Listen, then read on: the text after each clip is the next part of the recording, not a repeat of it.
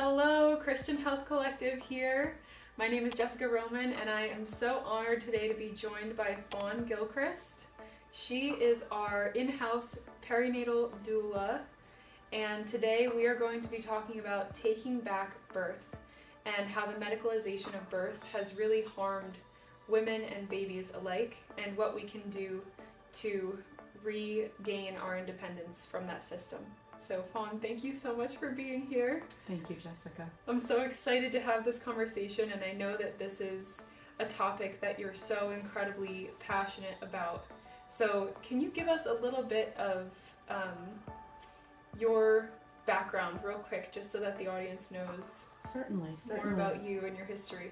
So I am a perinatal doula, which essentially is a prenatal and also postpartum doula who also works with birthing women. So perinatal is from conception until the year after a baby is born. So I work with women who desire to have a better birth, or a birth that is more natural, and a birth that they can feel in charge of.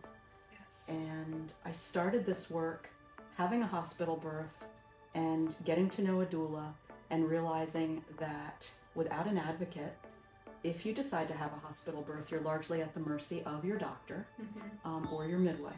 So after having that experience and seeing the kind of care and attention that I was given throughout my pregnancy and also during the birth, having this advocate, I realized that this is an option. This can be an option for many women, and it can help them to have a less painful labor, a birth that they feel empowered about, and a more natural birth. And the idea of women helping women, and that is what doula means, a woman who serves, is an ancient idea. It's not new. So it's a godly principle. So to do this for the Lord and also to serve women, to me, just makes perfect sense. I love that so much. And we both know, because we've been educated on it, but a lot of women don't understand how the medicalization of birth in the past century has completely, fundamentally changed the way that women give birth. So do you think you could speak a little bit to that, and in your experience, what you've seen hospital versus home, and the medicalization, how it has led to more C-sections and interventions? Yes, so I think the prevailing attitude of most women that go into the hospital is, I need help. I think the attitude can change to, my body knows how to have a baby. My body is perfectly designed by God to know how to birth a baby. Should I decide to have a hospital or a home birth, that is a woman's choice.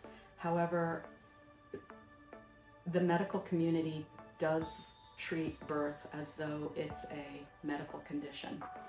However, most midwives treat birth as a natural process. So there's a huge difference in terms of your practitioner and who you're choosing, the way that they're viewing birth.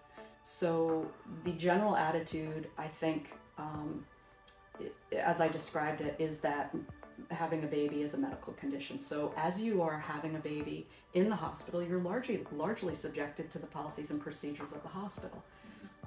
And those policies and procedures are designed to produce a baby, a live birth baby, within a certain framework, without any variations of a norm. When you walk into the hospital, you are on a time clock. And it is very rare that a hospital will allow birth to progress beyond a certain a time frame. Yes. So now, in retrospect, should you decide to have a home birth, you are not on a timeline. You are working with a midwife who's respecting your personal preferences. You are in an environment that is largely, you're in an environment where you feel comfortable and you feel safe. And this is not to say that a hospital birth cannot be a more natural birth. However, this is if you are going to the hospital, generally there are rules and procedures that you have to follow. Yes. So I feel that the way that we are having babies today needs to be re-examined, and we need to be spokesmen, and we need to stand up as women who've experienced, you and I, both a birth, home birth, and also a hospital birth. We need to stand up, and we need to begin to say, this is what I'm concerned about, here are options. So that's what brings me here, are to talk about options that will allow the safeguarding of birth, not just for the mother, but for the baby, and not just for a baby to be born that is alive, but a baby that is born naturally that can thrive. Yes. Oh, I love that. I love that so much. And from personal experience, yes, both of us have experienced the hospital and the home birth, which is very rare. And I think a lot of people after maybe having a hospital birth start to feel that being disenfranchised. I hear the word trauma come up very often when I hear about people's births, and I can relate to that heavily. With my first daughter, tub birth in a hospital, but they're very rough with you. You know, there are some nurses that are very kind and sweet and very happy, but just like anywhere, when there's somewhere that's customer service, if you will, there are people that can be a bit rough and abrasive. But the problem is that they're selling, right? And this was part of that video I listened to earlier today about, hospitals were designed to be like a car factory. That's the model they were using. The Model T truck in the assembly line that Ford developed, they took that and they applied it to birth, which is why you go room to room, which is why they have you on a clock if you check in and you're not progressing. And I had the unique experience. Well, I was lucky because all my births were fairly fast, and I had labored for a couple days before I truly went into labor. I had on and off contractions. They would wean, and then they would wane away, and then disappear until a few hours later, and I'd have more. So I was always fully dilated when I really went into labor, which is lucky. And this time around, I mean, I always tell people when I talk about my birth that Teddy was my redemption birth, because it was so lovely to be home with him and give birth in my own tub and lift my baby up out of the water for the first time and climb out of the tub and climb in bed with him, and they took care of me right in my own bed with my baby on my chest. And to this day, he's never left me. We've never been apart for more than an hour to film these podcasts. It's the longest I've ever been away from him, which I'm so grateful for. You truly bonded with your baby. Yes. And your midwife. Your midwife respected that process. Yes. I've been learning about different physicians that have been instrumental in promoting natural birth, and we can talk about that in a little while. Yeah.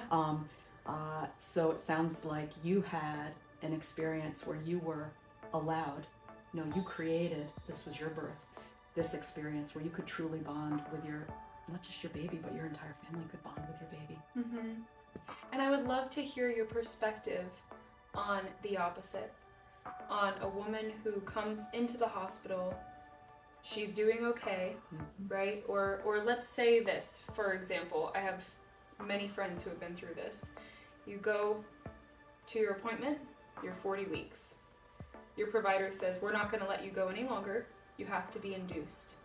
Can you just describe that whole process of what happens to a woman when she's induced and how her labor is kind of hijacked, and then also the implications and why that might not be the right choice to begin with?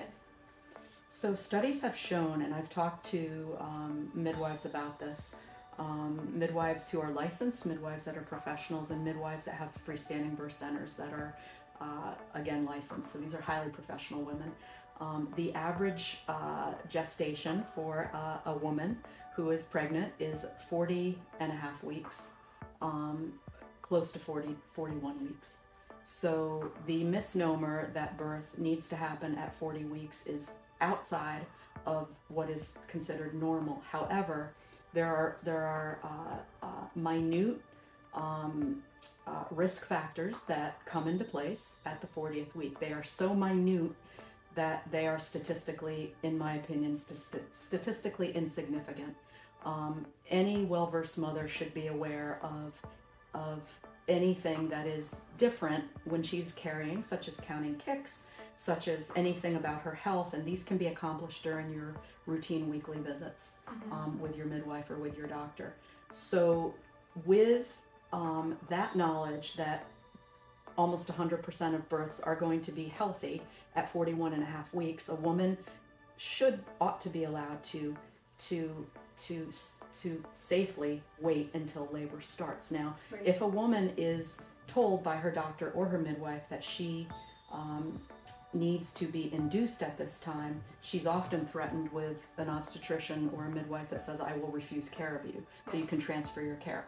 So that is in almost an implicit threat to the woman who feels that this is the expert of her care.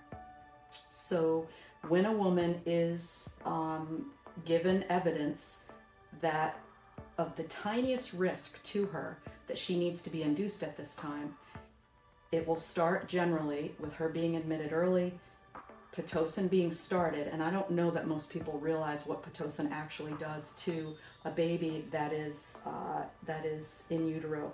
So the baby, instead of slowly progressing into contractions, Pitocin makes contractions happen artificially, and the baby essentially is slammed into the wall of the uterus with force, extreme force, because this is a process that the body is not making happen. Right. And so these contractions happen rapidly, and it's very jarring to the baby, and it's an extreme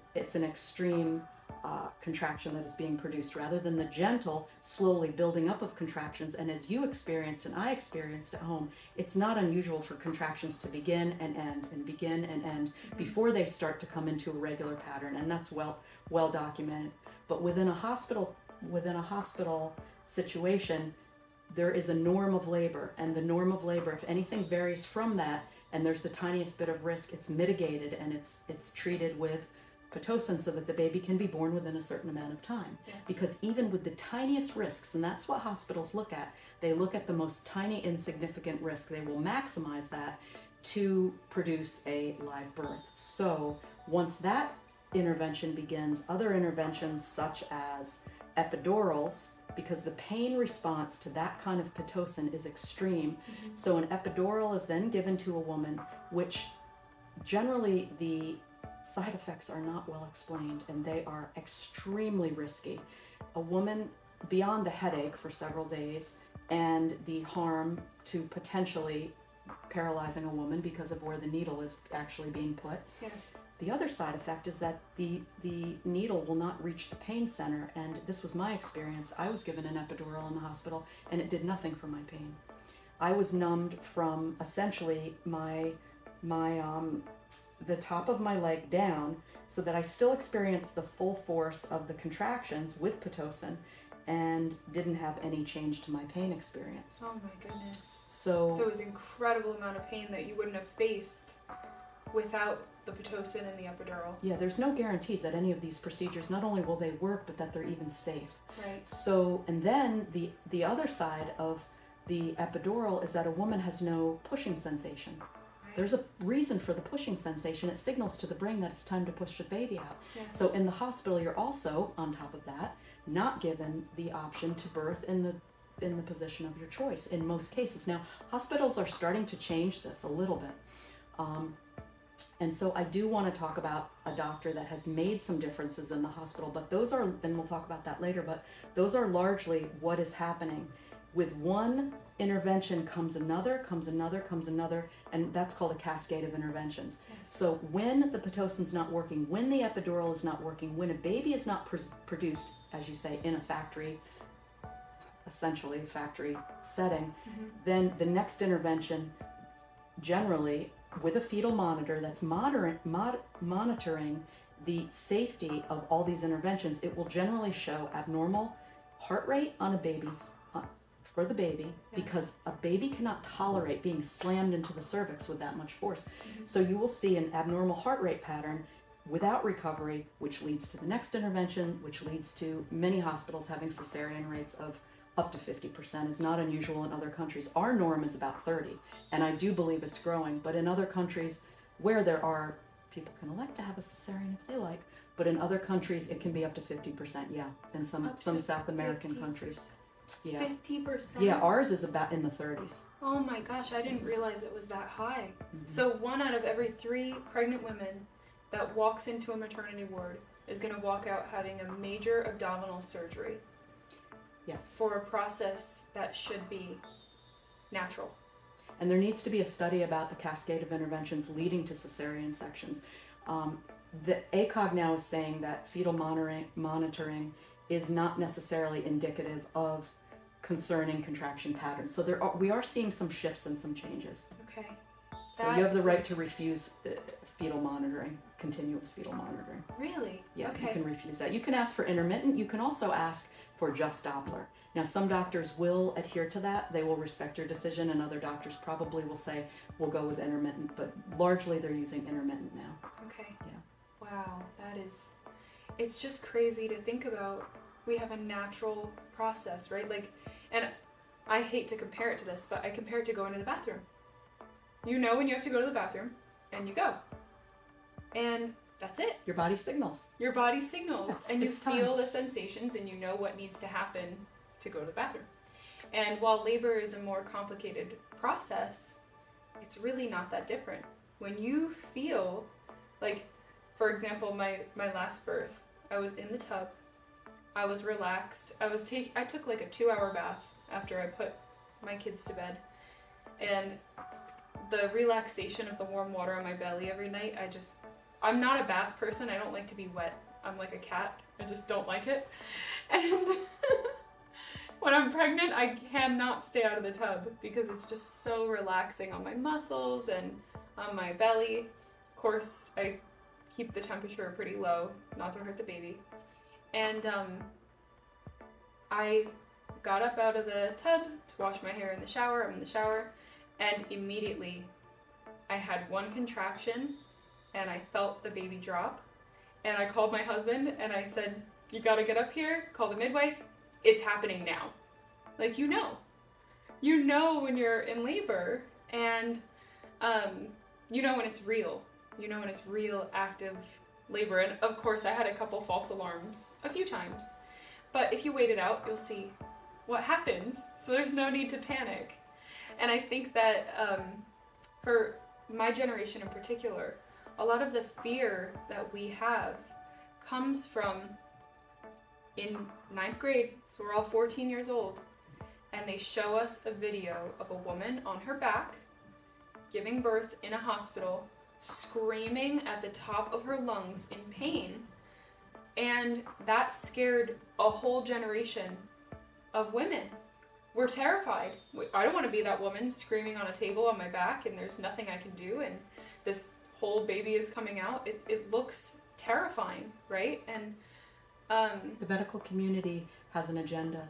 Yes. They want to incite fear because they are an industry and we are a consumer. Yes. And if we buy into the fear, then we are an uneducated consumer, because the truth is there is nothing to fear with childbirth. And there are, a home birth generally is for a healthy woman. A midwife would only accept a very healthy woman for a home birth. There are the options in a hospital to let labor be much more protected and much more undisturbed. We're getting there slowly, and that's what this conversation, some of it is about. Yeah. So in the home birth environment for a very healthy woman, your body is signaling when you are ready. And you are listening to your body's cues. But it's a beautiful thing. But this is the part about bringing God into the conversation that's so important. Because when you take God out of the conversation, you think, well, anything can happen. And this is evolution. And what if we've evolved and our hips are too small now? And, there's all of these what ifs. But when we bring God back into the conversation of birth, of health in general, we realize that He created us to do exactly this. He created our bodies to give birth. And something profound for me was when I was pregnant for the first time and I was terrified, I looked around me and I thought, every person on this earth was born from a woman. I I can do this. Yeah. You know, and I think that women we need to feel empowered. And the Bible 365 times says, do not be afraid. And God is telling us that, and women need to hear that for their birth as well. They do. They need to know that they don't have to be afraid. And can you talk a little bit about positions? Certainly. For birthing, because I told you that story on our first podcast, but for those of you who didn't see it, when Teddy was coming through my pelvis, my whole back was rounded like a camel. And I knew when I looked at the pictures that if I had been on my back, he would not have fit through my pelvis. All of the relaxin and the hormones, the birthing hormones, allowed my pelvis to shift and open for him to come through. So in hospitals, why do they put women on their back for birthing? So it is a convenience for doctors. So you are set up again, assembly line, factory. You're set up on a bed with a doctor ready to catch your baby. What is more convenient for the doctor? What's convenient for the doctor is to sit at the end of the bed that you are laying on your back and catch your baby thus. So that is the reason that position, the lithotomy position, is largely used in hospitals. And your feet are elevated. And it's the most counterintuitive position for a baby to drop, because obviously with a woman who is squatting, standing, or on all fours, these are positions that aid gravity. Mm-hmm. And so often when I'm working with women, I say, in the months and weeks prior to giving birth, please get used to squatting. Please squat as much as you can, because obviously the pelvis is going to open as you're squatting. And for a woman who would like to have a baby in a squatting position, that obviously makes perfect sense, that will open up the pelvis and help the baby descend. And furthermore, about positioning, I've been studying about optimal fetal positioning, which is also called the Miles circuit, which is also called spinning babies. And it's a series of 3 exercises that a mom can do in the weeks and months prior to labor to allow for the baby to come into an optimal position in the pelvis. And all these exercises are designed just to open up the pelvis just a little bit more so that baby can settle into a really, really nice position. And so during labor, the mom can also assume these positions. And from the doulas I've talked to and the moms who have done this, it has been, in 9 out of 10 cases, so excellent for enhancing labor, helping with pain, and also facilitating just a really nice smooth birth, and for a baby to just be dropping and much shorter labors. So I vote for these kinds of techniques that are going to help mom just have a more positive experience with labor. Yes. And work with her body's anatomy. Yeah. Yes. Yeah, we have to recognize our bodies are made a certain way, and using gravity obviously makes sense. And I want to talk about length of time for labor. This is something really important. I often, and I'm sure you've heard before too, I often hear women say, my labor was 36 hours, my labor was this long. They said I had to be induced, and then I was in labor for 36 hours and I was going to die of exhaustion, so they took me in for an emergency C-section. Well, first I just want to say that just back to optimal fetal positioning real quickly. Mm-hmm. This technique, if you will, spinning babies, I don't believe any of these things would necessarily be necessary to teach women today if we were more upright, if we weren't sitting at a desk, if we weren't driving. Because yes. I think that the upright body position and women working and being standing, the reason that babies are born easily and quickly is when a mother is at her fit best. Her abdominal muscles are strong. So babies often, sunny side up babies and babies in other positions, or with their head slightly cocked, will often assume these positions because mothers are often in sitting positions. So I want to encourage people that are listening to be aware of your physical fitness while you're pregnant, mm-hmm. and to pay attention to that, because it will largely impact the way a baby settles in your pelvis. That makes sense. So back to your question about length of labor. I think that natural undisturbed labor, in my case, I labored for more than a day, exactly like you, on and off, on and off, on and off, wasn't ready to go to the hospital, could have stayed home easily one more day because at the hospital there was that cascade of interventions. So I would say also that you asked the question about timing. Can you just refresh my memory a little bit about the time? You're curious about the timing of labor and what an undisturbed birth would look like So in terms of like intervention from the start versus non-intervention, where do we see a quicker labor? Okay. I think the question might be, where do we see a healthy framework of a labor? Because there are people that will have a baby in 12 hours. There will be people that labor like you and I, maybe for a day, maybe two, very gently, and then have the baby on the third day as labor is slow. So what does a healthy labor look like? And I would say a healthy labor, undisturbed labor, will have its own time frame, will have its own nuances, will have its own labor contraction pattern, and a midwife will know when to come if that's a home birth, or a mom will know intuitively, this is time for me to go to the hospital because I am in quote unquote active labor. Many midwives will say, the time for you to call me for a home birth or the time for you to go to the hospital is when you're ready to push. Yes. So that can really be important information for a mom. Now, a first-time mother might say, I'm not so sure about that, but try that and wait and try not doing that and wait in the car and see where your labor and contractions go before you actually walk into the hospital, because as soon as you do, you are on the clock. Yes. So that, I don't know if that completely answers your question, but labor is a healthy variation of normal, and it can be so different for so many moms and can look so different in terms of what's normal. But with all these interventions, generally a mom is not allowed to labor for more than 24 hours after her water has broken. There will be a cesarean section within that 24-hour time frame. Right. So, and often they'll break your water, which puts you on the clock. Which can cause a cesarean, because a baby will sometimes go into fetal distress when the water's broken because it's a shock to them. Right. They are not ready for that. So that's an artificial induction essentially. Yes. I know people that have had that procedure and have then been cathetered with a catheter on the baby's scalp and being monitored, and the baby did not tolerate that well, therefore there was a C-section. Yes. That's not unusual. I know women who have had, unfortunately, the same thing. Or I also know women who their water has broken prematurely and then they don't go into labor. And women don't realize there are solutions for all of this. You can keep your water sac tight, and that's a nutritional deficiency. And this is where I kind of like to join the conversation about the nutritional deficiencies, because, like, for example, my premature labor was a magnesium deficiency. I was able to beat that with my third child by making sure I took my magnesium every day. Contractions started at 16 weeks, and I almost lost him. And I called our naturopath. She said, you better take your magnesium every single day. If I skipped a day, I had contractions.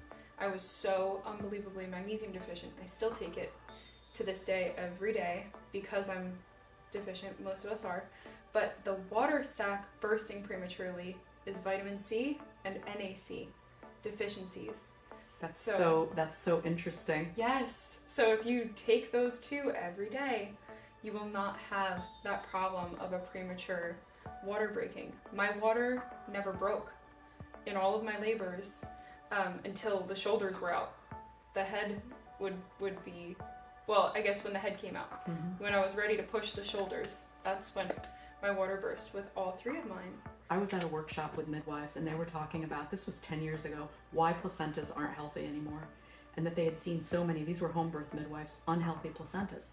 Really? And one of their theories was that there are so many vegans now, many vegans that are having home birth. Yes. The diet is so completely different. And I must reference your book, which I was reading part of this morning, which talked about at 16 weeks you made a major dietary change in addition to the magnesium. Yes. So this is huge, and I think this is so key.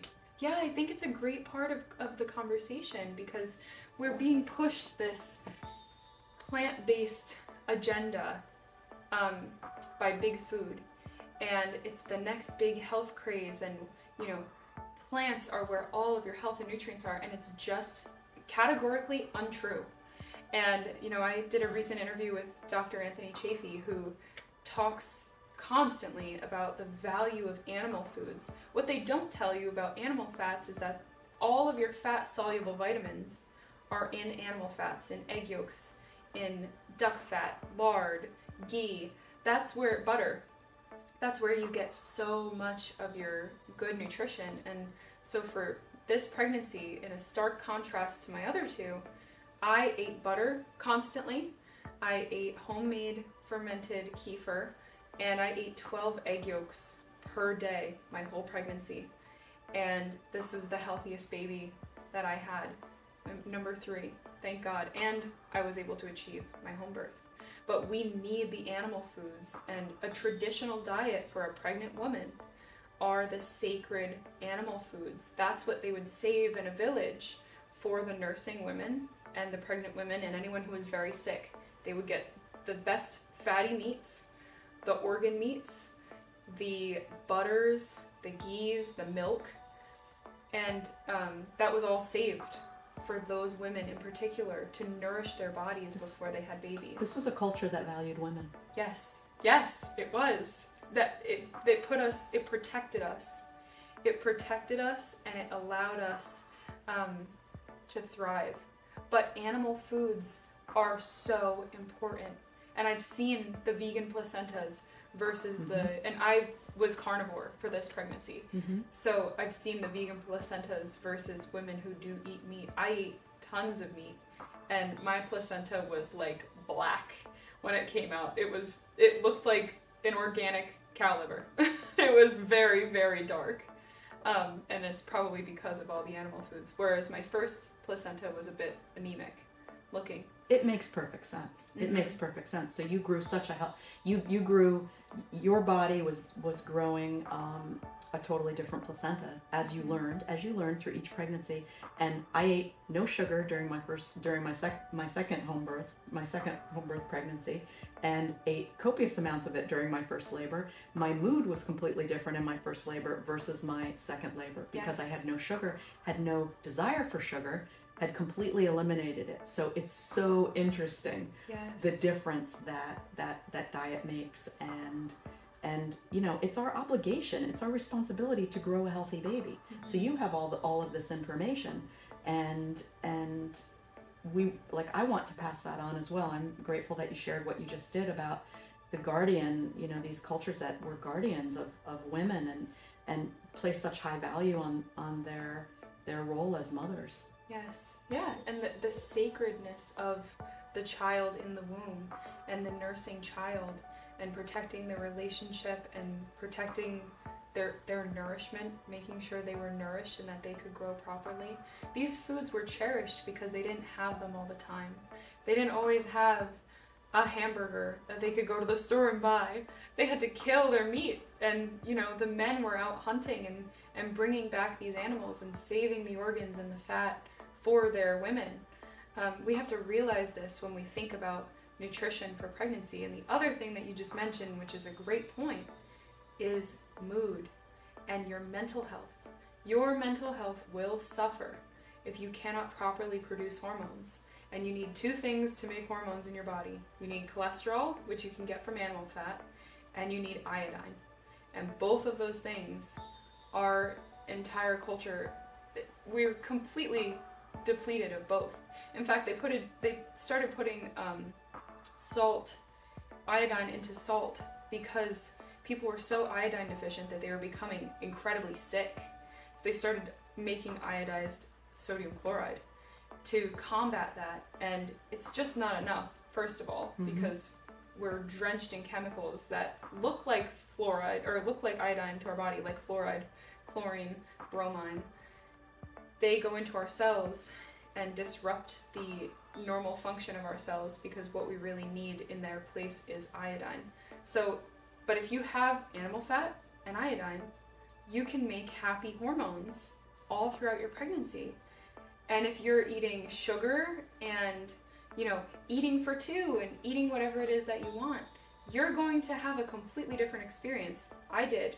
From my first pregnancy to my third, the difference, I couldn't be happier, more at peace. My third pregnancy, the anxiety that I felt constantly, the postpartum depression, I had none of it.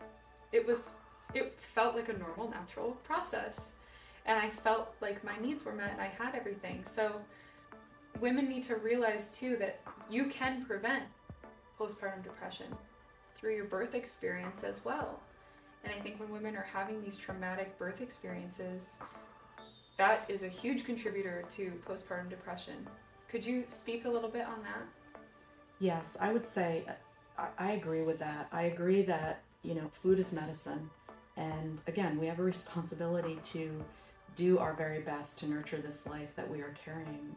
And it doesn't have to be complicated. However, you do have to dig a little bit for the knowledge. And I would say another factor that I really feel that is contributing to postpartum depression, and I think it's often a spiritual need, is that women as caregivers and women as mothers, this rite of passage that we have and this incredible role that God's given us is not valued in our society. Yes. And I think that the husband-wife unit as being parents is also not valued. We live in a fragmented society. Mm-hmm. We live in a society that gives a mom maybe 6 to 8 weeks of maternity leave. We live in a society where we are all living on islands and we're not near our relatives.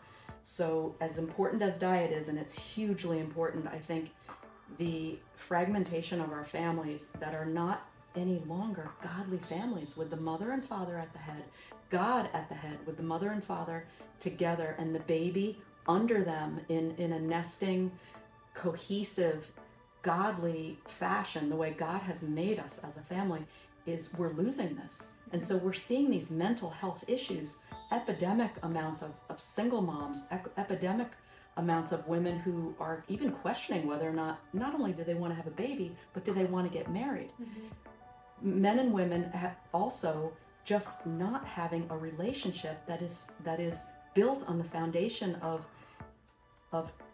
focusing on the Lord, and so that can sustain the new and unexpected changes of having a baby. So the unit of the husband and wife, without that being really strong and a godly relationship, is often going to cause stress in the relationship. There's even new terms like postpartum depression for new fathers, which obviously your depression as a mother, if you are having depression, mm-hmm. will affect your husband. But I think these are spiritual needs. I largely think that these are spiritual needs, because God promises that as we are having maybe the baby blues, maybe we're having some anxiety, that if we cling to Him, that if we have community with other women, that He will walk us through what we deem as depression is generally often a lonely feeling or a lacking of the knowledge of what our value is as a mother in God's eyes. When you can hold on to that value, which I really believe is the truth, you will see yourself in a different light, and these things will lift. Oh, I love that so much. We have a hole in our hearts that's the size of Jesus, and we need only Him to fill it. I heard that once and it really stuck with me, and I completely agree with you. And that was another big difference between my first birthing experience and my third, was I got saved in the interim. And every time I was stressed about this upcoming labor, I just said, Lord, please be with me and guide me through this and carry this cross for me. I can't do this labor without you, Lord. And I was nervous to give birth at home. It's very nerve-wracking, and some of our family members had reservations about me giving birth at home, but yes. They know I'm a little crazy, so they let me do my thing. I'd say you're very wise. They might have thought that. Yeah, I understand. If you're more conventional, then you look at a home birth and you're like, wow, that is wild. But once I filled that hole in my heart and that loneliness, and I filled it up with Jesus and the Word of God and His promises to us that yes. I will be with you, and if you're weary and you need rest, I will give you rest. And I can't tell you how many times I've said, Lord, I just need rest. Please let this baby sleep so I can sleep. And 2 minutes later, the baby's happily asleep, and I go, thank you so much, Jesus. And I lay my head down and get my next 3 hours. And it's a beautiful thing. And I do think that we need to bring God into the conversation because there's so much comfort in God's word. There's so much comfort in knowing that he's with you through the birth. And he speaks to you supernaturally through his word. Yes. And he fixes things and he makes things change because, and he does, just like you're talking about how your baby would fall asleep. Yes. And you got the rest you needed because he knows our needs. And I think women also need to hear that we need to cast our cares on God because he cares for us. That he wants to hear our problems. He wants to hear our needs. And with our partner, with our husband, we can come to God united and he will fight the fires for us if we submit to him. He will in each and every season. It's so true. And we need to remember that, like, I think when we take God out of the conversation, talking about couples, we're also expecting our partner to be Jesus. And this is something my husband and I have talked about. Like, we cannot expect each other to be Jesus. We have to expect Jesus to be Jesus, and we have to expect each other to be human and make mistakes, but we have to give each other grace. We can't expect the other person to be everything for us. And our society says that. Yes. Our society says, you complete me. Yes. But that's a lie. Yes, it's true. Yeah, it's a lie. The only person that can complete us is the Lord. And when we're both seeking him, we can have peace in our hearts and we can give each other more grace too. As I work with pregnant women, and it's always in the months, and it can be in postpartum because it can be stressful in different ways for women, but as I work with them, you know, I talk to them about what is a healthy relationship, what's a healthy framework for viewing yourself as a woman, and then I say to them, you need to not be dependent on me for that information. Now I've given you a framework. You need to go to the Word and you need to go on your knees. And you need to find people in groups, in communities with your church or women's groups so that you can be united and support each other. But ultimately you need to go to Jesus, and because he wants to have a personal relationship with you. And he'll give you everything you need. Just go to his Word. All the answers are there. Yes. He won't give up on you. It's so true. And also if there's something that's not in the Bible that you need an answer for, right? Like, should I have a home birth or a hospital birth? And you pray about it, pray through it. Use that peace of God that surpasses all understanding and use that as your guide.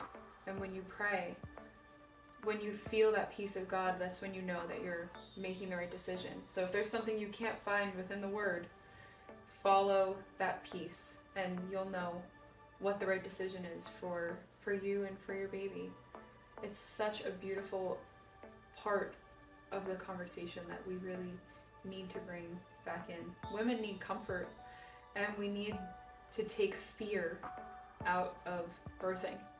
We're scared. Every time I get pregnant, the first thing I think is, oh my gosh, I have to give birth again. And that's a societal norm. Yes. The societal norm says birth is a medical condition, it needs to be feared. However, if you have a home birth, you know intuitively, I did have some apprehension about that, but for what reason? It really didn't even serve me. So when we can catch these currents that are going through our mind, when we can catch them and isolate them and say, Jesus, you know, please cast this fear out of me. I want to think confidently. God wants us to be confident and bold.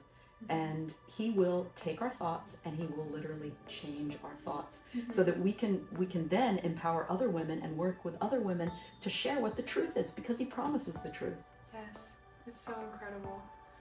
I think that we just need to get back to, in every way, in nutrition, in birthing, in support for new moms, we need to take a step back and examine what we did for thousands of years that worked perfectly and get back to that, because we've come so far away. Right down to an epidural. I mean, it's such a normal thing to have an epidural. When you say you didn't have an epidural, people are taken back. They're surprised. And what do you think, what is your take on epidurals and the effect that they have on mom and baby? So it's going to disrupt the hormones. number one. Hormones are necessary. But the biggest thing I see is that pain has a purpose. We need to experience suffering. We need to not be afraid of it. Now, nobody wants to, obviously, but there are seasons of life and rites of passage that call for suffering. Yes. Let's just take, for example, we'll take an athlete, for example, or anybody that's ever pushed themselves to do something that physically they thought was impossible. The training is involved. So you're training for this, and there's an amount of discomfort. The pain that we go through during labor serves a purpose. And it is discussed in the Bible that there will be pain. So to have the knowledge that I am going to actually experience this, now how am I going to mitigate that? How am I going to work with it? So that's where doulas come into play. That's where a trusted older woman or friend who has actually gone through labor already, who has learned some of the tips to have to mitigate pain. And I've studied an obstetrician who's in his 90s right now. He coined the term oxytocin as a love hormone. He also was one of the first doctors to promote and write literature in scientific journals about the first hour after birth, that it needs to be undisturbed, that breastfeeding needs to be initiated. So his name is Michel Odent, and he's one of my heroes. And he also talked about this scientific term called the gate theory, which says that as you are laboring, if you can allow a procedure such as counter pressure, position change, water, you will change the natural gate theory, which it will override the pain response, because your body can only take one response at a time to stress. And if you can override the pain response with these other comfort measures, it will shut that down. And so your pain tolerance will go up, and the amount of pain that you're experiencing will go down, because you are measuring this. And it is a gate theory. He promoted this, and it's exactly true. And doulas are trained to recognize all these different procedures, different methods to alleviate and mitigate pain. That is so incredible. I can attest to that myself. Getting in the tub, especially this time around with my third birth, getting in the tub and just putting my belly in the warm water and leaning over the side of the tub and using it as a support, it was, after my birth, I was like, that's it. I couldn't believe it. My pushing was so much easier. I pushed for 7 minutes. And I had a whole baby come out, Babies love to be born in the water. It's their favorite place to be born in the water. It's warm, it's dark, and it's soothing. And it's just like the womb. Yes, and this doctor was one of the first doctors that encouraged women to have their baby in water, and also to, in a hospital, if they wanted to put the baby in warm water, because the first hour after birth, and this is why I follow him, he coined the term primal birth. The first hour of birth, he believes, and has written extensive literature on, will impact your baby for life. How that baby is treated in that first hour after birth will affect the way they develop emotionally, mentally. So that first hour of birth needs to be guarded. It needs to be protected. And you now see hospitals having that first hour as being protected, but this is very, very new in hospitals. I recommend that all mothers keep that first hour and put that in their birth plan, because it is hugely impactful to the way the baby will see the rest of their world. Have they been treated gently? Have the lights been low? Have they been allowed to bond with their mother, which is exactly how undisturbed birth should be. So he wrote extensive research on this, and I support that, and that's largely what made me decide to do doula work, was so that the baby's mental, emotional, physical health would be safeguarded, since it would impact them for life. What do you say to mothers who maybe like me, who had a premature birth and weren't able to bond with their baby? How can they reconcile that? How can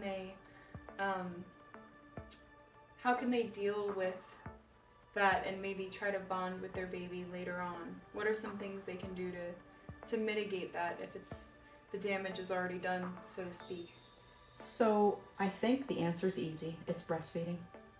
I love it. And kangaroo care, I think it's instant. It's instant. And the studies I've done have shown that despite our labors, because there may be one or two aspects that we that were very challenging for us, and there may not be. Breastfeeding and skin to skin will mitigate all of that stress, and we'll take it and we'll put it in a different framework in our mind that yes, we had these challenges, but as the Bible says, God will use it for our good because He's created us perfectly to nurture that baby. Yes. Immediately. Oh, I love that. That's so comforting, actually, because I was able to breastfeed my second till he was about 16 months old, and I really did cherish that time with him. Because it was difficult, you know. We were separated at birth. I didn't get to spend that time with him and bond with him. He came out, and I remember he was only 3 pounds, and the doctor was holding him like this, and he was taken. I said, "Can I hold him?" "No." "Can you leave the cord attached?" "No." You know, he was taken away immediately. He had to be put on a ventilator. They wanted to make sure he lived, and I will say they did a fantastic job. Thank God I was in a hospital because he wouldn't have survived if I didn't make it to the hospital on time. There was some trauma in regards to that birth because they weren't very gentle with me, but they took good care of him, and he lived. Thank God. And now he's 3 years old, and he's my crazy little monkey that I love so much. But that is very comforting to know. And I think lactation is a huge part of the conversation too, right after birth, that women need to have the support and understanding that they can, so that they can nurse their babies. This is another topic I want to cover another time about fed is not best. This is something that we're telling women now. Well, fed is best. And it's just not true. Breast is best. Jessica, did you know that historically, if we go back to the 1700s and even earlier into biblical times, Mm-hmm. that norm that God created us to nurse our babies has been disrupted. It started with the wet nurse. Okay. Then it went to formula feeding. Mm-hmm. Then it went to powdered milk. Okay. Then it went to full out all the variations of formula that we now have, so that dad can do the night feeding and you can have a babysitter and you can have your career, which are all not normal ways of feeding your baby. So it's convenience. centuries, this godly way that we've been designed has been interrupted in all these different ways. Yeah, and it's hurt our relationship with our babies, but it's also harmed their health. We convenience feed ourselves, and look, we have a nation that is 40% of us are obese. And childhood obesity is epidemic. Through the roof. Through the roof. And autism is through the roof, and all of these other insane chronic diseases, some of which didn't even exist before. And we're convenience feeding our children. And you're right, people want to be able to go to work the next day and get a great night's sleep and have a nanny stay over and feed the baby at night. And that's a baby as a product. That's not a baby that's part of a family. Amen. That is a great way to put it. And it's hard because we want to tell women, you can have it all. But really, no. We need to get our priorities straight as mothers and prioritize that baby, especially in the first year with that breastfeeding and that bonding at night. Some of my time that I looked forward to the most with my second child was nighttime, because during the day I had to take care of my daughter a lot and there were people helping me and holding him. But at night when I was breastfeeding him, it was just me and him. And that was our time that I got to bond with him and kiss him and hold him and snuggle him. And that was really redemptive for us after what we had gone through. But we want to be career women. We want to have it all. We want to have the big house, so we want to have 2 incomes. We want to have the nicer cars. We want to have 2 incomes.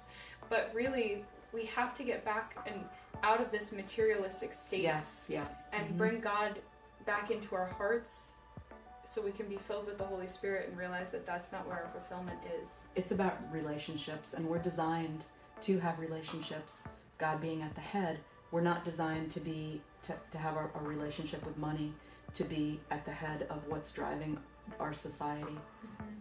And that's where I think things have gone wrong, and a family is no longer a traditional family. There are so many different definitions now of family that I'm not sure that that most people can even agree, unless they are Christians, what a traditional family truly is. Right.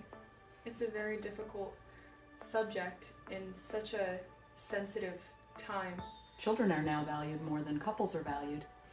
We're seeing that, and that's a whole nother topic, but without the nuclear family, with the mother and the father at the head of the family, God above them, and the children underneath, it doesn't create a safe structure for a child. So we're seeing now children in society having more rights sometimes than even the parents have. So that nuclear family, God designed it so that the children are protected.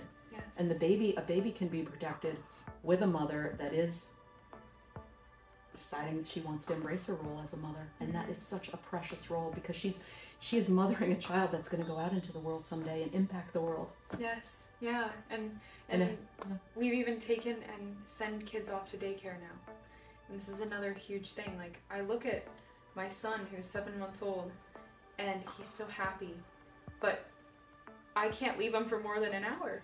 Yeah. And I can't even fathom putting him in a daycare center and leaving him with a stranger for 8-9 hours a day. I can't even fathom, and I genuinely feel for the single moms who don't have a choice. My heart breaks for them. I pray for them. I hope that God can restore and redeem the situation for them. I know that there are situations that there's just no option. But in the cases that you have a choice, choose your baby. Choose your baby, because they need you. Your career, you're replaceable there. You get one chance to raise this precious baby. And bond with your baby. And bond with them. And if you damage that relationship, it's very hard to bond with them later. And what do you recommend for bonding during pregnancy and right after birth? Is there anything that moms can do to bond with that baby even while they're pregnant? I think that bonding while you're pregnant, if you are taking good care of your spirit, of your heart, and you're having a good relationship with your husband, I think that bonding with your baby can often happen in an undisturbed way. I think that good nutrition, I think that good self-care, I think that, again, a good mother-father parenting relationship even before the baby is born, to realize that this is a sacred time, that this is a precious time, that you don't need to go fast, that you are going to go slow when the baby's born, you're going to nest, you're going to really cherish this time. So I think, again, the relationship, often when I work with women, I say, I want to work with both you and your husband, because you need to be a strong unit before this baby comes, because this is a time of joy, this is a time of happiness, and if you have any interpersonal things that you like, communication things that you'd like to work on, let's work on them now. Let's work on these things, because this impacts the health of the baby, who's hearing, who's growing, who's getting an idea of what's going on in its environment before it's even born. So let's make this a peaceful time. Let's make this a loving time. Let's heal some things. Let's work together, and let's get spiritually stronger. So I'll often recommend that. And then when the baby is born, you're in much better footing. And also, you ought to be a part of a community of other Christians so that you can talk to each other, lean on each other. And I promote baby wearing so that you can do things and have your baby attached to you, because your baby's also been in you for 10 months. Yeah. So I promote that. I promote baby wearing when you're going places, not to have a baby carrier, but to have your baby attached to you. I think that's really important. And not to go into the bathroom when you're feeding your baby, but to have whatever covering you desire or not, and to feed your baby as though it's a normal thing. Yes. And not have any shame about that. And to have your husband be protective of that, so that this is a very natural thing. And to breastfeed in public so that people begin to learn, because it's a sociologically learned phenomenon. It's not a biologically learned phenomenon. Women do not learn to breastfeed unless they've seen another woman breastfeed. Amen. That's the only way that they learn. Yes. So if women, go out and breastfeed. This will bond you to your baby and educate other people so that we can start to nurture our children. So those are just a couple of tips. Yeah. That's such a fantastic point too. Like, I had never seen anyone breastfeed. I was 22 years old when I had my daughter, and I had never seen someone breastfeed in my whole life. I had never changed a diaper. I had never held a baby. I held maybe like 1 or 2 babies, but I'd never really held a baby or cared for a baby. We're so disconnected. We don't even have experience with a baby until we have our own. And I could have very well been involved in care for my cousins or, things like that, and had some experience with kids before having my own and having like real crash course in having to learn everything right then and there, and especially with breastfeeding and even birth. And I know it sounds crazy, but I think we as women should attend each other's births. Yeah. And young women, 15, 16 years old, should start to be exposed to those births as well. And if there's a home birth, they should be there. They should see the process. They should see, okay, mom's all right afterwards and everything went okay, and this is what we do with the baby. We need to see it for ourselves. As a society, we need to allow women to be a part of the process before they're experiencing it. I think that will take a lot of the fear out as well. Agree. And I think that young women, you talked about, it would be really beneficial for them to see normal, natural births. Also, young women need to realize that breastfeeding is about a mother-baby relationship. Our society, and you didn't see breastfeeding, our society does not view a woman as a nurturer. They view a woman as a sexual object. So we are not out there breastfeeding feeling very confident about it because we are feeling shame about it, because our society has got it completely wrong. And that's part of, as a Christian, we're not called to be part of the world who views a woman's body that way. We're called to be part of God's kingdom that views a woman's body as precious, as valuable, as able to nurture a baby. And that is a role that God's given us that we can be so proud of. That's so beautiful. That's such a great point. And since the sexual revolution and the onset of birth control, it's just gotten worse and worse, to the point where, there are women who get harassed in public, even though it's legal to breastfeed your baby in public. And I can definitely relate to feeling shame, being out in public, trying to feed my baby, not wanting to be a breastfeeding mom as long as I do, which I bite the bullet, but not wanting to be that breastfeeding mom that's out in public, having to find a spot where I can feed my baby, where I'm feeling comfortable. It's a really difficult thing that I think not enough of us speak about. It's hard to breastfeed exclusively because you're going to be inevitably at a store or at a party or at a wedding and have to breastfeed your baby, and we don't need to feel shame around the nourishment of our children, but only we can change that as Christians, as mothers, by making it normal. And we think because we're an industrialized society and we have 2 cars in each family and both parents are working, these are the norms. We think, oh, we're so far ahead of these underdeveloped societies. But if you go to these underdeveloped societies, moms are breastfeeding their children all the time, around, in every single circumstance, in public, and it's completely the norm. Yeah, underdeveloped. I think they have the right idea, to be honest with you. I think that, and you look at their health, you look at their pregnancies, you look at their births. I mean, these women will go into a barn with their community of women and hold on to one of the posts and squat down, and that's their labor position. They've seen it done many times. They have a safe labor, the baby comes out, there's a woman there, catches the baby, helps her, through the rest of the process. That's a beautiful thing. We think that they don't have it right, but really they do. And they do. And they're not working women either. No. Sorry to interrupt you. No, you're exactly right. And then we think that, well, we need to have all this extra care. Hospitals are fantastic, but we don't need to treat every single woman as a high-risk patient that needs to have a baby right now. And we have to get the baby out, and, maybe we've come to a point as a society that we have such a low level of health that women are being treated this way also because there's so many women with diabetes, with high blood pressure, obesity. I mean, these are factors that if you can get them under control before you get pregnant, you're going to have a much lower risk of having a C-section or a high-risk pregnancy. Exactly. And our maternal fetal mortality is so high. There's underdeveloped countries that have better maternal fetal mortality than we do. And largely, it is those risk factors. Women are unhealthy, and then the other part of that are the amount of interventions that we have. Yes. And we start with interventions. We start with interventions. We lead with them rather than using them as a last resort. We start with an IV. And what does an IV do? It dilutes your hormones. That's the first thing you get. I never let them put an IV in me when I was birthing for that reason. And they fight you on it. They want you to have an IV. Step one is dilute the hormones. Okay, now the birth is slowed down. Now we're not progressing. Now we're going to give Pitocin. Then the baby's heart rate's going to drop and the pain is going to increase. So I'm not surprised that we have higher maternal death rates and infant death rates than some other countries that have less medical technology than we do.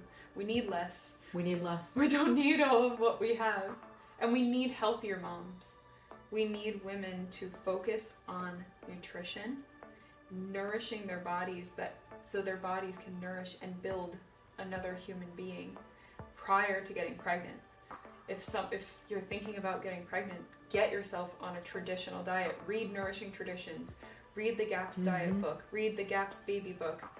And figure out what is going to build that baby in your tummy. You know, this is something I truly believe, and I know this will be a controversial thing to say, I truly believe that if I had nourished my body properly prior to having my first child, she would not have been born with a random terminal genetic mutation. I truly believe that. And I don't feel guilt over it because I know God always has a plan, and I know that this was part of his plan for our family. But if you're a woman who's not yet pregnant and you want to be, take this as a warning that you can prevent a lot of issues just by nourishing your body properly. You know, Weston A. Price's book, what is it called? Nutrition and Physical Degeneration. He talks about, you go to underdeveloped countries, their teeth are perfect. Why are their teeth perfect and ours are all messed up? We're malnourished. They're chewing on meat too, so their molars are nice and strong. Yes, they have the density in their teeth. They have great jaws. They do. It's a huge contrast. Strong jaws was the word that I wanted to use, and strong teeth. Jaws, yeah, yes, strong jaws teeth. and strong teeth. Yeah. It's such a great point. But if you have physical degeneration just in your teeth from the foods you eat, imagine the physical degeneration of the child in your womb because you're not eating the right foods. And we can't blame women, but we have to educate them. And as a society, we have to change what we're doing because what we're doing is not working. And a good midwife, because I do have a bias, I believe in a good midwife for a healthy woman, will place great emphasis on the mom's diet and spend so much more time with her than the average doctor will. So while I do think that there are situations that a doctor can be called for, and for extenuating circumstances, a midwife will spend time with a woman, will talk to her about her diet, will make sure that she is nourishing herself. And Jessica, you have so much knowledge about this too, so I really encourage people to dig deeper to find out that there's so much better options than what we're being told in our society about how to eat healthy and how to take good care of ourselves. Yeah, and limit our exposure to toxins. You know, there's so many things in our environment that are toxic in our foods, and people need to learn what is the safest way to eat, to nourish my baby, to limit their exposure to toxins. By the time we're 30 years old, if that's the average age of having a baby in the United States, we've been on birth control for 15 years because we were written a prescription to regulate our periods. And we have gut dysbiosis as a result. And we've got all of these obstacles we have to overcome just to get pregnant. And then we have to figure out how to limit our exposures to stay pregnant. It's a really interesting landscape out there right now. And I hope that the conversation that we're having will open up people's hearts and encourage women to dig deeper. Go to seahealthcollective.org. I've got a list of books and resources there for women who are pregnant or breastfeeding. That's really important. And it's hard to find this information. It is hard to find this information, agree. Yeah. How did you come to learn about natural birth, nutrition, everything that goes along with that? Was it through your certification or prior? I would say that the more that I worked in the hospital environment, the more that I saw, and then as I began to do more doula work in the home birth environment, I began to question a lot of the things that I was seeing. And there was, of course, a bias. Each side had their own bias. Mm-hmm. And I was very interested to see the way that the births were unfolding in the home, and seeing such a difference in the state of mind of the mothers, and in the pace of the births, and in the temperaments of the babies, that I began to question that. So I began to dig deeper and look at doctors like Michelle O'Donnell and other experts that were questioning how hospital births were unfolding, and what they saw as being threats to the integrity of the birth experience, and of women and their innate capabilities, of the God-given capabilities. And so I questioned a lot, and so I started to dig. And then also just having some family members in the medical community, I did some more research, and I realized that things like the Hippocratic Oath, it's actually been rewritten, interestingly enough. And most of us know the Hippocratic Oath as being first do no harm. Mm-hmm. So as our roots were saying first do no harm, that's what I believe in. And so I began to question things, and I think we do need to question. We do need to question, and also look at, why is our maternal fetal mortality where it's at? Mm-hmm. And do you know enough as a woman who's not yet had a baby about what your options are? Do you know what a home birth is like? Do you know what a hospital birth is like? Do you know what your risks are? And do you know what the benefits are? I think we need to be educated consumers, and we need to ask the right questions, and not be afraid to ask our doctors questions. Mm-hmm. And we also need to look at this, we need to dig deeper, and not just look at the mainstream media and the mainstream sources for the information that we're getting. We need to dig. Mm-hmm. We need to also sit and tell stories like we're telling. We need to ask people about their experiences, and be humble enough to hear what can be reality for a woman giving birth today. Yes. And how has the oath been rewritten? They took out first do no harm. Yes, also in the early Hippocratic Oath, it was do not take a life. They took them out? Yes, these things have been rewritten and taken out. Yes. Do not take a life? Yes, was in the original Hippocratic Oath. Oh my gosh.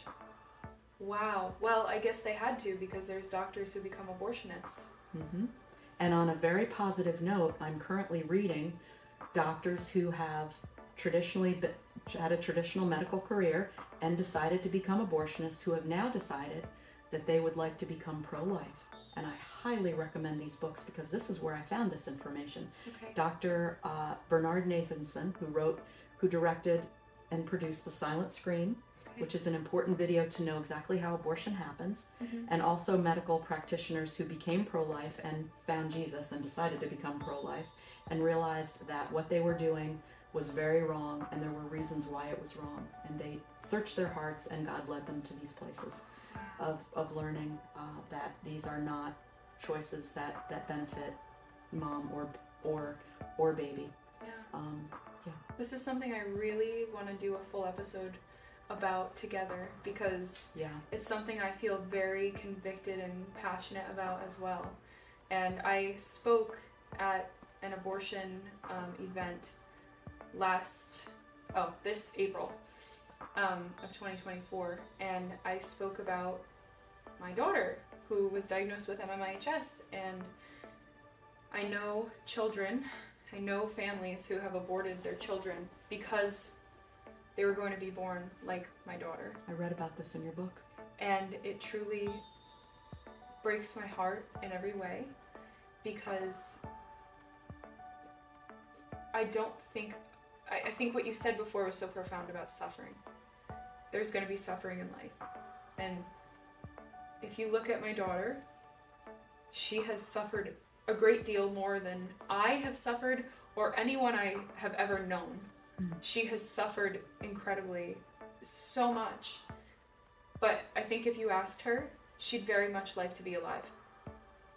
I think if you asked her, she would tell you my life is worth living. I'm valuable. And all that she went through was worth it so she could be here with us. And even if she had lived a very short life, we would have loved her every moment.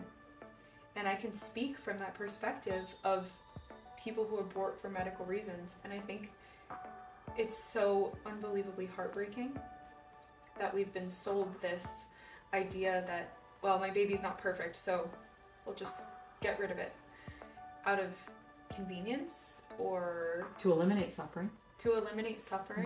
And we're coming to this idea that death to eliminate suffering is compassionate, and it's just not true. We're not God. We are not God. We are not God, and we're playing God, and we have to stop this idea as a society. And I know some people will disagree when we talk about abortion, but I don't think it's ever an option. It is not up to us to decide the value of life and what is a valuable life, because that takes us down a road of eugenics, takes us down a road. We can't forget the atrocities of our civilizations, of our civilization. That's what led to Nazi Germany. Let's decide what the value of a life is. Well, this life is more valuable than that life. No, when we terminate a pregnancy because we believe that this life does not have value, not only is that a lie, but we are playing God. And we're hurting our own souls. There's so many stories of women who, first of all, die during an abortion procedure, which I don't think people realize, that women hemorrhage, they go septic, and they die after an abortion. More women have died since Roe v. Wade was enacted than they did beforehand with illegal abortions, and that's in the books that I recommended. Really? Yes, they did the studies. I did not know that. I found that out when I read Dr. Bernard Nathanson's book, yes. So illegal abortions were causing less deaths than legal abortions. That's because this is another part of bringing God into it. God made our bodies to have a baby. God didn't make our bodies to have a baby ripped from our wombs. And there are so many risks associated with an abortion women don't realize. They think it's a simple procedure. You go in, pay $400, and you're not pregnant anymore. And your clump of cells has been removed. That is completely untrue. And you want to talk about a risky procedure, you're in a dirty clinic getting your baby ripped out. They don't know if there's anything left behind. There's no follow-ups. It's extremely dangerous. I'm a perinatal doula, Jessica, and that means from conception to the first year after birth. That's a term. That's a medically recognized term. So we need to bring back the idea that birth begins at conception. Yes. And so when Roe v. Wade was enacted, all of a sudden women realized the floodgates are open. I can have an abortion now. I can have an abortion whenever I want. I don't have to live with the consequences of my actions. So we are taking again, this life that we have not been responsible about. And really this conversation about abortion can be so much different when women realize it's her job to talk to young women about the consequences of having sex before they get married. And we don't realize this, and we don't have this conversation. We talk about birth control. Yes. And so that's so important. And then these conversations need to start happening and at younger ages too. That a young girl can be proud to wait, that she can date to marry, she can date for purity's sake, and bring men into the conversation as well, raise them that way. And furthermore, as far as back to abortions now, women are given a pill in many cases and told to go home. Yes. And have their abortion at home. And they're bleeding out and dying. Right? It's so, like, the fact that you can get an abortion pill with no medical care. This started during COVID, and women would go home and have their abortion, and horrific situations would ensue. And many women died because of that. And as a society, if we want to support women and empower women, abortion is not empowering. What's empowering is, even if a woman gets pregnant and she doesn't have a partner there to support her, even if it was a one-night stand and she's pregnant, we need to support that woman. We need to support her. We need to support her baby. The compassionate thing to do is not to say, that's okay, honey, you can go have an abortion. That's not compassion. Compassion is, we're going to help you raise this child. And the government should be giving money to those women and allowing them, at the very least, right? Of course there's more we can do, but at the very least, the government should be helping her to raise that child. The government should be paying for lactation support, for doula support, for a nurse to come to the home afterwards to take care of her. They're beginning to do baby. that. They're beginning to do that. Yes, they are. Nurse Family Partnership will allow a doula for a first-time mom at 23 weeks. Really? So there's a great option for women. Okay. Number 2, I became a perinatal doula. I'm now a Medicaid provider to help reduce maternal infant mortality and to provide free health care for moms that have Medicaid. Really? So that's a very small part of what I do. In larger cities, women are, as Medicaid doulas, are providing much more care. But so these programs are just beginning, and we are talking in the last year or so, just beginning for women, so that they can have this care throughout their pregnancy and then afterwards. And for some of our viewers who are not familiar with this, I didn't know that. Can you give us some resources, and I will put them, I'll link them below this video? Yeah, that would be fantastic. Yeah. This is what we need. We need to support women, and we need to, first of all, not blame the woman, right? We all make mistakes. We're all sinners. We all fall short of the glory of God, and we're not perfect like God. We're not perfect. Yes. We need to remind ourselves. Yes. Yeah. I even asked my daughter. I say, I'm like, I'm sorry, Mommy's not perfect, but who is perfect? And she goes, Jesus. I said, yep, that's true. But we need to support women, and we can't blame them. We can't say, well, it's your fault. You got pregnant. You have to deal with it. We need to be supportive and allow women to feel the sacredness of that pregnancy and not the weight of the responsibility. And Jessica, I want to work with women that have had abortions. I have yet to meet the woman that says, I really worked through my abortion and I found closure. And I think there is that part of forgiving yourself if you do happen to have guilt. Yeah. There's that part of it. However, for a majority of women that have had abortions, much like a miscarriage, much like a stillbirth, there's healing that is available to women. And God promises healing. And we are not perfect. We're going to be afraid. We're going to have an abortion.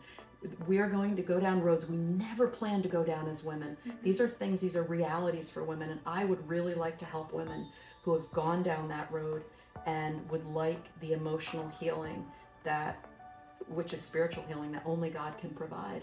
Because in God there is no condemnation. As we bring our burdens to God and ask Him to heal us and ask God for forgiveness for decisions we made when we might have been afraid, He is more than willing to meet us there and forgive us. And on a smaller scale, we're making mistakes every day. That's why we have Jesus to strengthen us and to show us the light so that we can lift these burdens from ourselves and grow through our mistakes.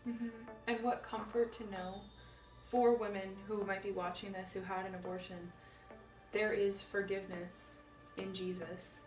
He will forgive you completely. And it's not a partial forgiveness. If you are covered in the blood of Jesus, you are covered entirely, and your mistakes and your sins are truly forgiven. And it's as though it never happened. He promises us. Yes. It's as though it never happened. They're blotted out. Yes. God is so amazing. His love is that deep. And I think that once we realize that, and especially for women who have had abortions, they can start to forgive themselves too. And that's the most important part, to realize that if God can forgive you and if your sins can be covered by the blood of Jesus, that you can forgive yourself too. And if we've had emotional challenges or been told we have mental illness, or we've had a birth that didn't necessarily go the way we wanted it to, we can take all of that to Jesus and say, Jesus, maybe there have been times that I didn't understand what was going on, or I made some mistakes here, or I relied on the wrong information, but God, will you please give me the wisdom? And there's healing there. There's healing there through people like you and I, and we can impart what we have learned, and the knowledge that we have, so that other women can grow and become stronger and start to become empowered. I love and it know so that much. they're so loved by the Lord. Yes. That He'll take them through any season. Yes. Oh, I love that so much, Faun. It makes my heart so happy, and I'm really happy we got to touch on abortion too. It's such an important issue that I know so many women are dealing with silently, and they need to know that there is comfort, there is hope, and there can be healing in Jesus and in the Word. And marriages can be healed in the name of Jesus, and parents can come together to raise a baby that is about to be, with God at the head and with Christian professionals that are supporting them so that they can lead them towards the source of all love and all knowledge and all meaning in life. Mm-hmm.